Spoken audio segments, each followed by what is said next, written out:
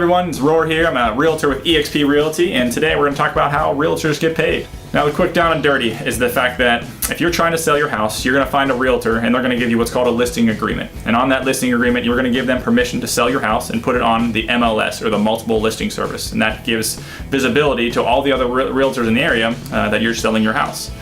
Now, also in that listing agreement, you and the realtor will come to an agreement for how much commission you're going to pay them. There's no set standard across the board for how much a realtor gets paid.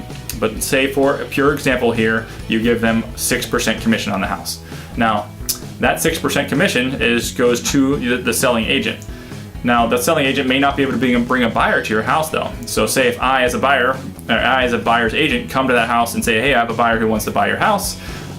The way it works is typically the listing agent agrees to split that commission in half. So in this example now, the buyer's agent would take 3% and the selling agent would take 3% of the commission split. And that's pretty much it. It's pretty down and dirty simple. So essentially the sellers pay for the realtors and the buyers generally don't. So if you're a buyer looking to buy houses and you're concerned how much you're going to pay your realtor, generally the sellers pay for them.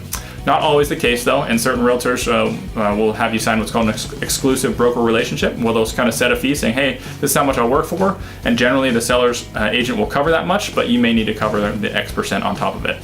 Also, if you're working with what's called a FSBO, or a for sale by owner, so if I'm working with you as a buyer's agent and we come across a for sale by owner, and the owner obviously is not a realtor, I would then approach them saying, hey, Mr. Seller, are you willing to pay for my X% commission?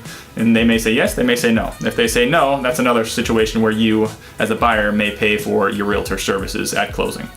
So hopefully that helps and clears up the confusion around how realtors get paid. Again, generally the sellers pay for the realtors and the buyers don't, but obviously that's just a rule of thumb, and there's always exceptions to that. So feel free to contact me if you've got any questions, and I'll talk to you soon. Bye-bye. Under 5, 85.